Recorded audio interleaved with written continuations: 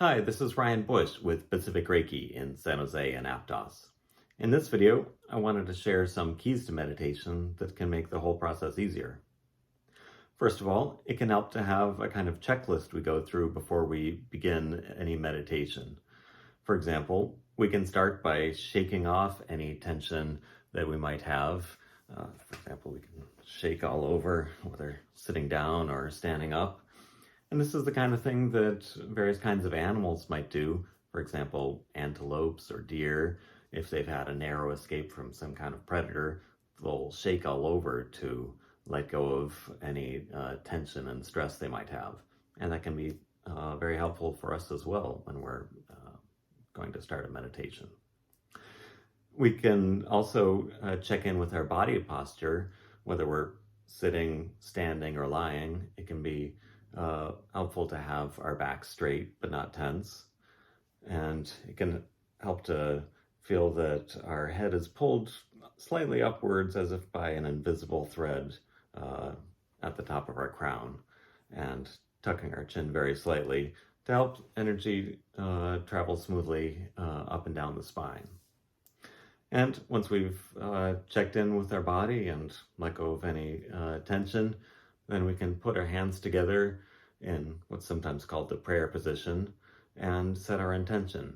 For example, if we're going to be meditating by just paying attention to the breath, our intention might be to just be aware of the breath and whatever happens to come up.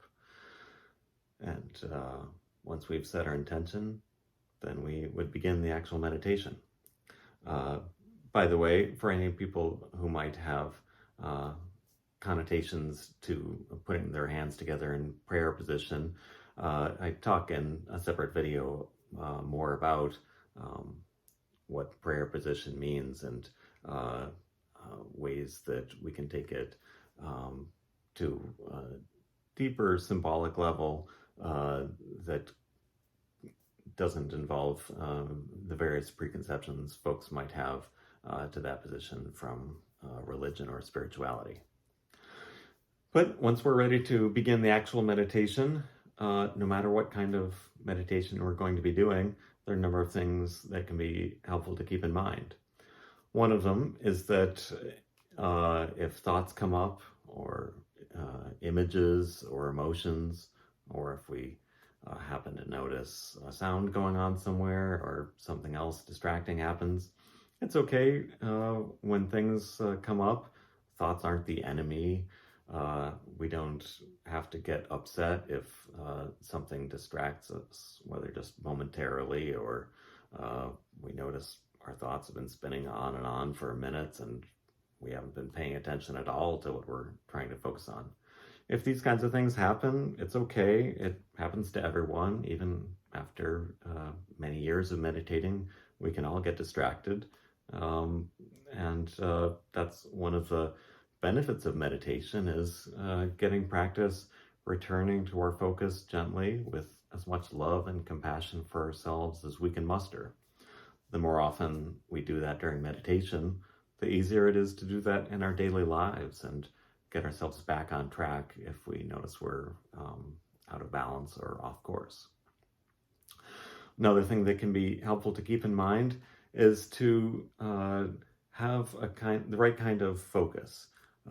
It's very easy when we're starting out with meditation to have a really intense kind of focus where we're just trying super hard to pay attention to what we're meditating on, and that can be counterproductive in various ways. So it can be helpful to have a more gentle kind of focus.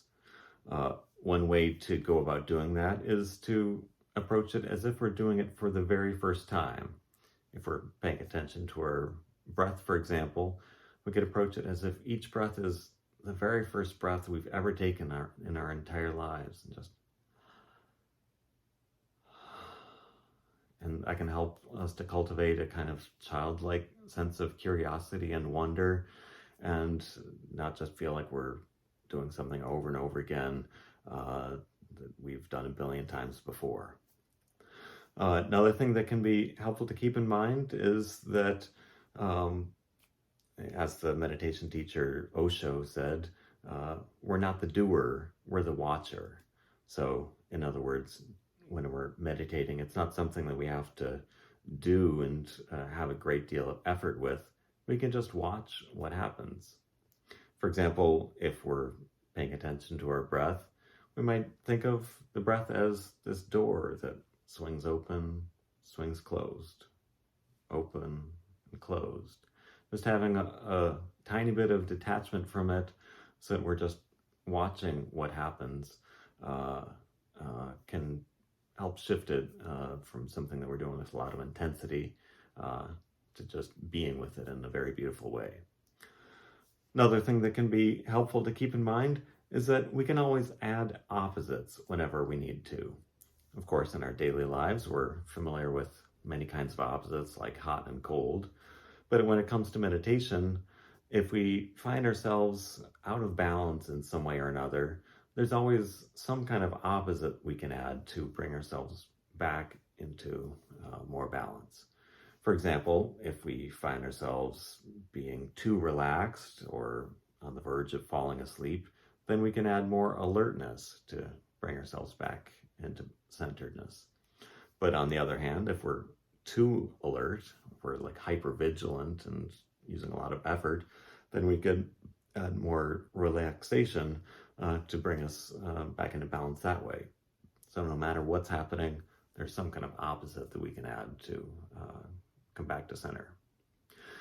There's a whole lot more to say about the process of meditation and many things that can be helpful to keep in mind, which we talk about in our meditation group, as well as in various other classes, workshops, and books that we offer.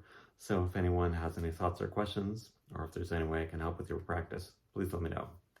Peace, love, and blessings.